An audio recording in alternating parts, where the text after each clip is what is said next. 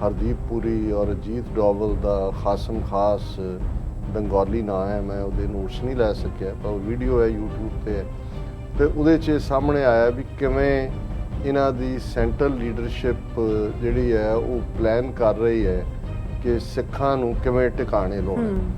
ਉਹ ਸਿੱਖਾਂ ਦੇ ਲਈ ਜਿਹੜੇ ਨਫ਼ਰਤ ਭਰੇ ਲਫ਼ਜ਼ ਵੀ ਇਸਤੇਮਾਲ ਕਰ ਰਹੇ ਨੇ ਤੇ ਉਹਦੇ 'ਚੋਂ ਇਹ ਵੀ ਆਇਆ ਸਾਹਮਣੇ ਕਿ ਵੀ ਇਹ ਵੀ ਉਹਨਾਂ ਨੇ ਬਲੂ ਪ੍ਰਿੰਟ ਤਿਆਰ ਕਰ ਲਿਆ ਕਿ ਕਿਵੇਂ ਦਿੱਲੀ ਦੀਆਂ ਬਰੂਹਾਂ ਤੇ ਬੈਠੇ ਕਿਸਾਨਾਂ ਦੇ ਉੱਤੇ ਅਚਨਚੇਤ ਕਿਵੇਂ ਅਟੈਕ ਕਰਨਾ ਹੈ, ਕਿਵੇਂ ਜਿਹੜੀ ਹੈ ਉਹਨਾਂ ਦੀ ਲੀਡਰਸ਼ਿਪ ਨੂੰ ਸੇਫ ਰੱਖਣਾ ਹੈ। ਲੇਕਿਨ ਇੱਕ ਗੱਲ ਜ਼ਾਹਰ ਹੈ ਕਿ ਬੀਜੇਪੀ ਕੋਈ ਵੀ ਯੀਲਡ ਕਰਨ ਦੇ ਮੂਡ 'ਚ ਨਹੀਂ ਹੈ। ਜੇ ਕਿਸੇ ਨੂੰ ਲੱਗੇ कि जी किसान कानून वापस हो जाएंगे ਜਾਂ ਉਹ ਸਿੱਖਾਂ ਦੇ ਅੱਗੇ ਗੋਡੇ ਟੇਕਣਗੇ, ਇਹ ਉਹਨਾਂ ਨੇ ਨਹੀਂ ਕਰਨਾ ਹੈ।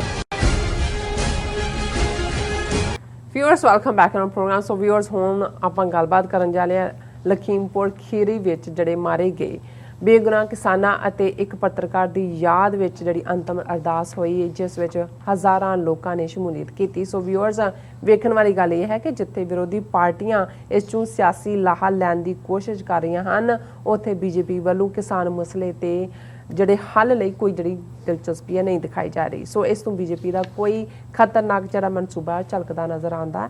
ਸੋ ਪਰ ਬੀਜੇਪੀ ਵੱਲੋਂ ਕਾਂਗਰਸ ਪਾਰਟੀ ਉੱਪਰ ਕਿਸਾਨ ਮੁੱਦੇ ਨੂੰ ਲੈ ਕੇ ਲਗਾਤਾਰ ਜਿਹੜੀ ਹੈ ਤਨਕੀਦ ਹੈ ਉਹ ਕੀਤੀ ਜਾ ਰਹੀ ਹੈ। ਸੋ ਇਸ ਬਾਰੇ ਆਪਾਂ ਗੱਲਬਾਤ ਕਰਨ ਜਾ ਰਹੇ ਹਾਂ। ਸੋ ਅਸੀਂ ਚਾਹਾਂਗੇ ਕਿ ਤੁਸੀਂ ਇਸੇ ਤਰ੍ਹਾਂ ਬਣੇ ਰਹਿਣਾ, ਦੇਖਣ ਸੁਣਨ ਲਈ ਐਂਡ ਲਿਖਣ ਲਈ ਤੁਹਾਡਾ ਸਭ ਦਾ ਬਹੁਤ ਬਹੁਤ ਸ਼ੁਕਰੀਆ।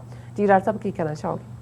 देखो अक्सर एक दर्जन तो ज़्यादा कॉल्स हर रोज़ उन्हां वीरां भैणां दियां हुंदियां ने ਜਿਹੜੇ ਜਾਣਨਾ ਚਾਹੁੰਦੇ ਨੇ ਕਿ ਕੀ ਕਿਸਾਨ ਮੋਰਚਾ ਸਫਲ ਹੋਏਗਾ ਜਾਂ ਸਾਡਾ ਇਵੇਂ ਹੀ ਨੁਕਸਾਨ ਹੁੰਦਾ ਚਲਾ ਜਾਏਗਾ।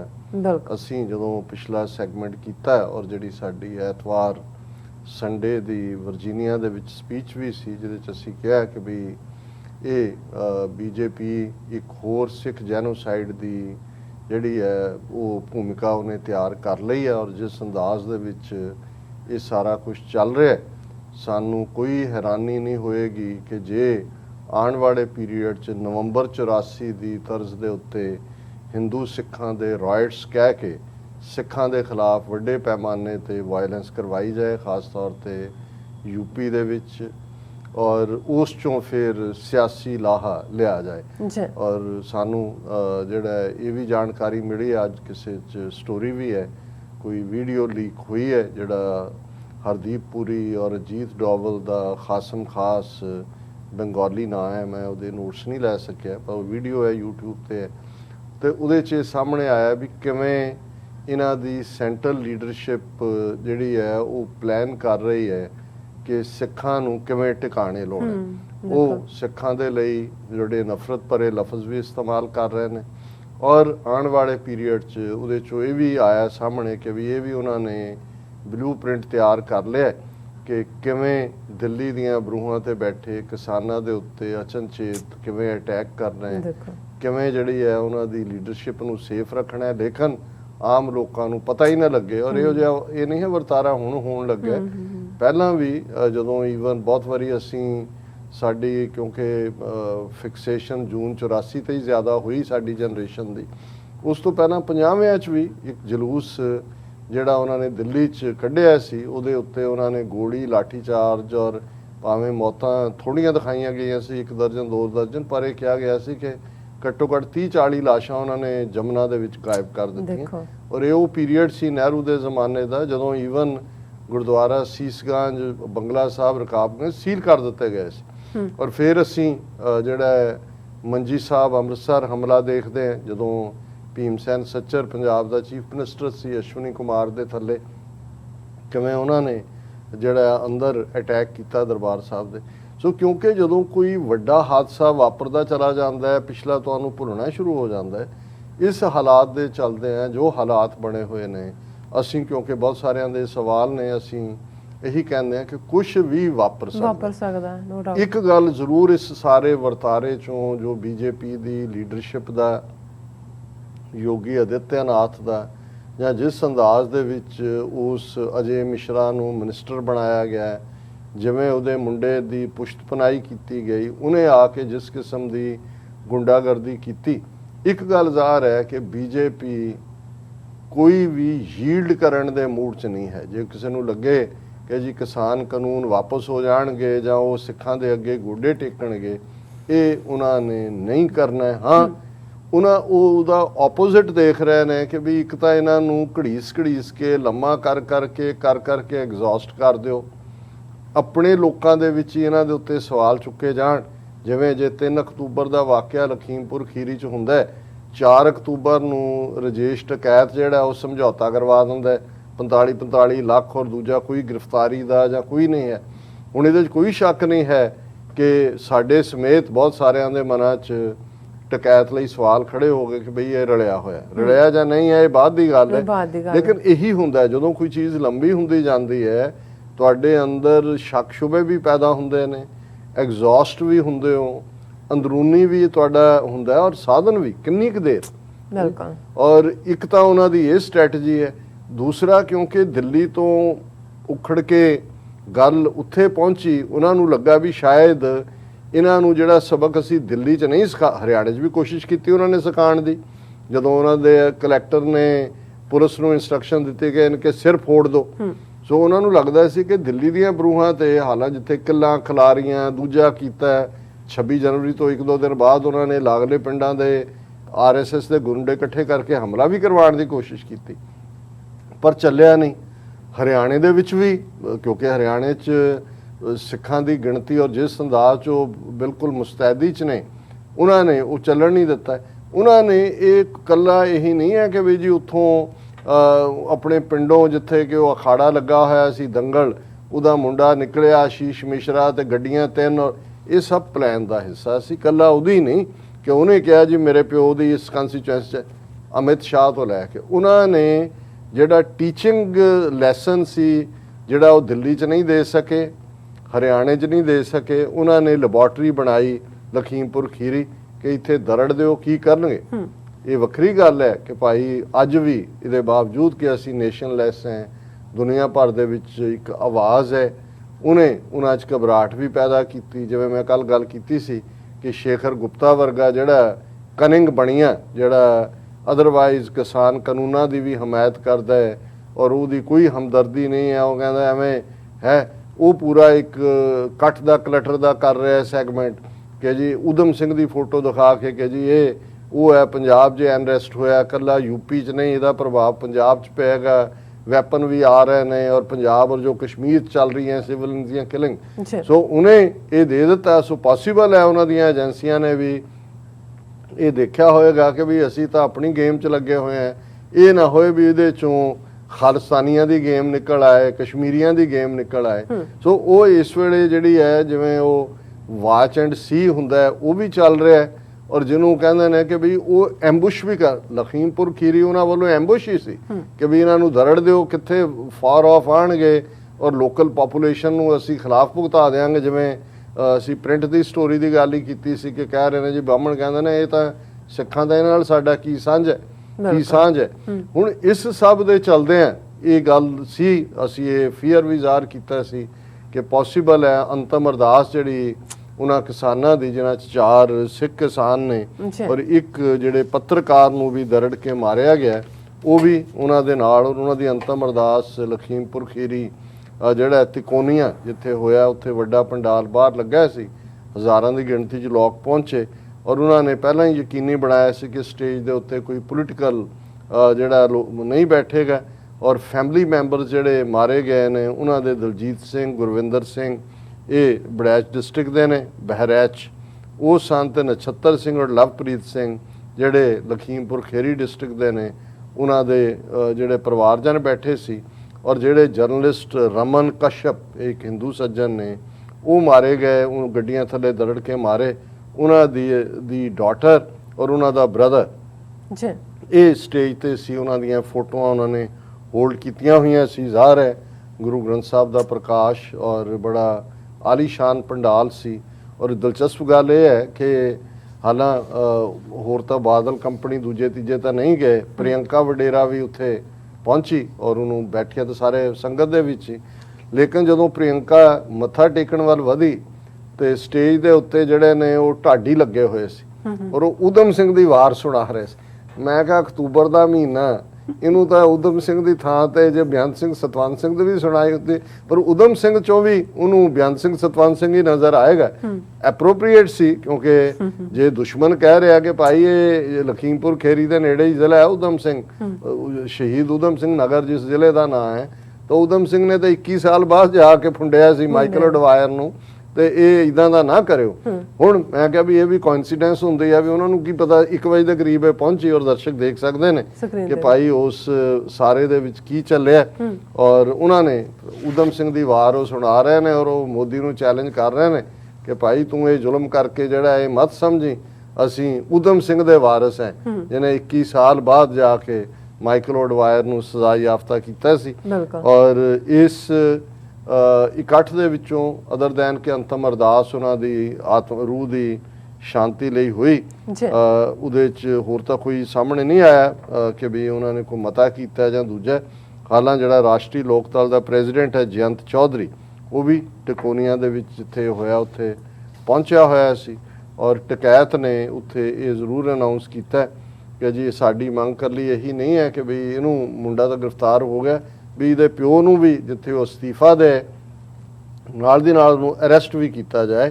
ਔਰ ਉਹਨਾਂ ਨੇ ਕਿਹਾ ਕਿ ਵੀ ਇਹ ਸਾਡਾ ਅੰਦੋਲਨ ਜਾਰੀ ਰਹੇਗਾ, ਔਰ ਇਹ ਜਿਹੜੀ ਹੈ ਇਹਨੂੰ ਪਿਓ ਪੁੱਤਰ ਦੋਨਾਂ ਨੂੰ ਆਗਰਾ ਜੇਲ੍ਹ 'ਚ ਭੇਜਿਆ ਜਾਏ, ਤਾਂ ਕਿ ਇਹ ਜਿਹੜੀ ਕੇਸ ਦੀ ਪ੍ਰੋਸੀਡਿੰਗ ਹੈ ਉਹਨੂੰ ਪ੍ਰਭਾਵਿਤ ਨਾ ਕਰ ਸਕਣ।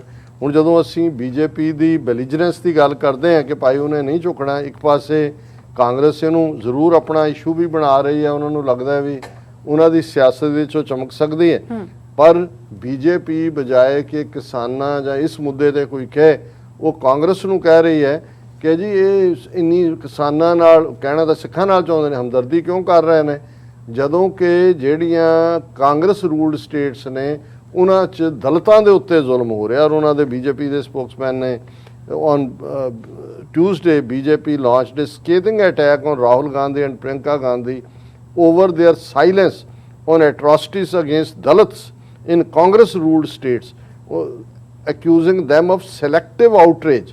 ਉਹਨਾਂ ਨੇ ਕਿਹਾ ਜੀ ਤੁਸੀਂ ਸੈਲੈਕਟਿਵ ਗੱਲ ਕਰ ਰਹੇ ਹੋ ਕਿਸਾਨਾਂ ਦੀ, ਉਹਨਾਂ ਦੀ ਗੱਲ ਕਰੋ ਜਿੱਥੇ ਕਿ they should project themselves as champions of Dalit rights, ignore such incidents in non-BJP ruled states। ਕਿ ਜਿੱਥੇ ਬੀਜੇਪੀ ਨਹੀਂ ਹੈ ਉੱਥੇ ਤੁਸੀਂ ਇਹਨਾਂ ਨੂੰ ਇਗਨੋਰ ਕਰ ਰਹੇ ਹੋ, ਔਰ ਵੈਸੇ ਤੁਸੀਂ ਦਲਿਤਾਂ ਜਿਹੜਾ ਕਿਸਾਨਾਂ ਦੇ ਚੈਂਪੀਅਨ ਬਣੇ ਹੋਏ ਹੋ। ਸੋ ਇਸ ਸਾਰੇ ਚੋਂ ਵਿਰੋਧੀ ਧਿਰਾਂ ਵੀ, ਆਪੋਜੀਸ਼ਨ ਪਾਰਟੀਆਂ ਵੀ ਡਰਟੀ ਸਿਆਸਤ ਕਰ ਹੀ ਰਹੀਆਂ ਨੇ, ਲੇਕਿਨ ਇਸ ਸਾਰੇ ਚੋਂ ਲੱਗਦਾ ਹੈ ਕਿ ਬੀਜੇਪੀ ਕਿਸੇ ਮੂਡ 'ਚ ਨਹੀਂ ਹੈ ਕਿ ਉਹਨੇ ਕਿਸਾਨਾਂ ਦੀ ਇਸ ਐਜੀਟੇਸ਼ਨ 'ਚ ਕੋਈ ਕੰਸੈਸ਼ਨ ਦੇ ਕੇ ਗੱਲ ਨੂੰ ਠੰਡੇ ਕਰਨਾ ਹੈ।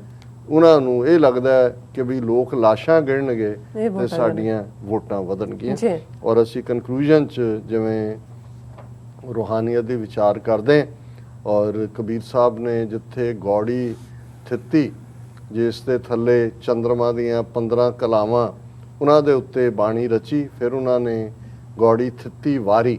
ਹੁਣ ਵਾਰਾਂ ਦੇ ਉੱਤੇ ਜਿਹੜੇ ਨੇ ਅਸੀਂ ਵਿਚਾਰ ਕਰ ਰਹੇ ਹਾਂ, ਔਰ 2 ਵਾਰ ਜਿਹੜੇ ਸਾਡੇ ਇਸਤੇਮਾਲ ਕੀਤੇ ਜਾਂਦੇ ਨੇ ਲਫ਼ਜ਼, ਸੋਮਵਾਰ ਔਰ ਮੰਗਲਵਾਰ।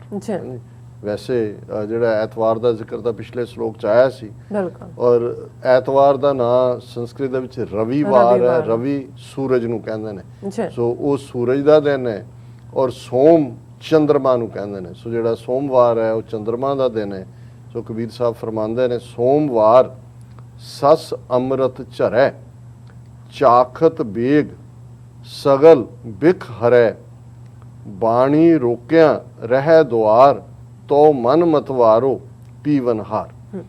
ਸੱਸ ਚੰਦਰਮਾ ਲਈ ਸੰਸਕ੍ਰਿਤ ਦਾ ਸ਼ਬਦ ਹੈ ਕਿ ਸੋਮਵਾਰ ਨੂੰ ਇਵੇਂ ਜੇ ਤੁਸੀਂ ਰੱਬ ਵੱਲ ਤੁਰੇ ਹੋਏ ਹੋ ਤੇ ਸੱਸ ਚੋਂ ਜਿਵੇਂ ਠੰਡੀਆਂ ਕਿਰਨਾਂ ਨਿਕਲਦੀਆਂ ਨੇ, ਚੰਦਰਮਾ ਨੂੰ ਅਸੀਂ ਠੰਡਕ ਲਈ ਜਾਣਦੇ ਹਾਂ, ਸੂਰਜ ਨੂੰ, ਆਫਤਾਬ ਨੂੰ ਅਸੀਂ ਗਰਮੀ ਲਈ ਜਾਣਦੇ ਹਾਂ। ਸੋ ਕਬੀਰ ਸਾਹਿਬ ਕਹਿੰਦੇ ਨੇ ਕਿ ਭਾਈ ਜੇ ਤੁਸੀਂ ਰੱਬ ਦੇ ਰਸਤੇ ਤੇ ਆਪਣਾ ਆਪਾ ਕੁਰਬਾਨ ਕਰਨ ਦੇ ਲਈ ਆਪਣਾ ਆਪਾ ਰੱਬ ਦੇ ਹਵਾਲੇ ਕੀਤਾ, ਤੇ ਫਿਰ ਤੁਹਾਨੂੰ ਸੋਮਵਾਰ ਇਵੇਂ ਜਾਪੇਗਾ ਜਿਵੇਂ ਉਸ ਦੇ ਪਿਆਰ ਦੀਆਂ ਜਿਹੜੀਆਂ ਰਿਸ਼ਮਾਂ ਨੇ ਉਹ 4 ਚਫੇਰੇ ਫੈਲੀਆਂ ਹੋਈਆਂ ਨੇ, ਅੰਮ੍ਰਿਤ ਝਰ ਰਿਹਾ ਜਿਹਨੂੰ ਅਸੀਂ ਪੜ੍ਹਦੇ ਵੀ ਹਾਂ, ਚਿਮ ਚਿਮ ਬਰਸੇ ਅੰਮ੍ਰਿਤ ਧਾਰਾ। ਹਾਂਜੀ। ਔਰ ਇਹ ਚੰਦਰਮਾ ਦੀਆਂ ਦੀ ਝਿਮ ਅੰਮ੍ਰਿਤ ਵਾਂਗ ਝਰੇਗਾ, ਚਾਖਤ ਬੇਗ ਸਗਲ ਬਿਖ ਹਰੇ। ਕਿ ਜਦੋਂ ਤੁਸੀਂ ਉਸ ਰੱਬ ਦੇ ਪਿਆਰ ਨੂੰ ਚੱਖੋਗੇ, ਉਹਦੇ ਨਾਮ ਨੂੰ ਜਿਹੜਾ ਮਿੱਠਾ ਹੈ, ਅੰਮ੍ਰਿਤ ਰੂਪ ਹੈ, ਚੱਖੋਗੇ, ਚਾਖਤ ਬੇਗ ਸਗਲ ਬਿਖ ਹਰੇ। ਕਿ ਵੀ ਜਿਹੜੇ ਤੁਹਾਡੇ ਅੰਦਰ ਵਿਕਾਰਾਂ ਦੀ, ਨੈਗੇਟਿਵਿਟੀਜ਼ ਦੀ, ਲਸਟ, ਐਂਗਰ, ਅਟੈਚਮੈਂਟ, ਈਗੋ, ਹਸਦ, ਇਹ ਸਾਰੇ ਜ਼ਹਿਰ ਭਰੇ ਹੋਏ ਨੇ। ਬੇਗ ਹੁੰਦਾ ਤੇਜ਼ੀ ਨਾਲ, ਇਹ ਸਾਰੇ ਜ਼ਹਿਰ ਜਿਹੜੇ ਨੇ ਹਰਿਆ ਕੇ ਦੌੜ ਜਾਣਗੇ। ਜਿਉਂ ਹੀ ਰੱਬ ਦੇ ਪਿਆਰ ਦਾ ਤੁਸੀਂ ਅੰਮ੍ਰਿਤ ਚੱਖੋਗੇ, ਉਸ ਦਾ ਜਿਹੜਾ ਉਹ ਚਿਮਚਿਮ ਤੁਹਾਡੇ ਅੰਦਰ, ਉਸ ਦੀ ਪਿਆਰ ਦੀਆਂ ਬੂੰਦਾਂ ਤੁਹਾਡੇ ਅੰਦਰ ਹੋਣਗੀਆਂ, ਤੇ ਇਹ ਤੁਹਾਡਾ ਜਿਹੜਾ ਜ਼ਹਿਰ ਹੈ ਵਿਕਾਰਾਂ ਦਾ, ਇਹ ਕਾਹਲੀ ਨਾਲ ਭੱਜ ਜਾਏਗਾ। ਬਾਣੀ ਰੋਕਿਆ ਰਹਿ ਦੁਆਰ। ਕਿ ਗੁਰਬਾਣੀ ਦੇ ਨਾਲ ਜੁੜ ਕੇ, ਰੱਬ ਦੇ ਕਲਾਮ ਦੇ ਨਾਲ ਜੁੜ ਕੇ ਜਦੋਂ ਤੁਸੀਂ ਆਪਣੇ ਮਨ ਨੂੰ, ਆਪਣੇ ਮਨ ਦੇ ਦਰਵਾਜ਼ੇ ਨੂੰ ਬੰਦ ਕਰ ਲੋਗੇ, ਇਹ ਬਾਹਰ ਦੌੜੇਗਾ ਨਹੀਂ ਵਿਕਾਰਾਂ ਵੱਲ। ਬਾਣੀ ਰੋਕਿਆ ਰਹਿ ਦੁਆਰ, ਦਰਵਾਜ਼ੇ ਬੰਦ ਦੇ ਵਿੱਚ ਮਨ ਰਹਿੰਦਾ, ਤਾਂ ਮਨ ਮਤਵਾਰੋ ਪੀਵਨਹਾਰ। ਫਿਰ ਇਹ ਮਨ ਜਿਹੜਾ ਮਤਵਾਰਾ ਹੁੰਦਾ, ਜਿਹੜਾ ਮਸਤੀ ਦੇ ਵਿੱਚ, ਰੱਬ ਦੇ ਪਿਆਰ ਦੀ ਜਿਹੜੀ ਹੈ ਉਸ ਮਸਤੀ ਦੇ ਵਿੱਚ, ਜਿਹੜਾ ਉਸ ਆਨੰਦ ਦੇ ਵਿੱਚ ਰਹੇਗਾ। ਔਰ ਫਿਰ ਮੰਗਲਵਾਰ ਦੀ ਉਹਨਾਂ ਨੇ ਰਿਐਲਿਟੀ ਨੂੰ ਸਮਝਾਇਆ, ਮੰਗਲਵਾਰੇ ਲੈ ਮਾਹੀਤ।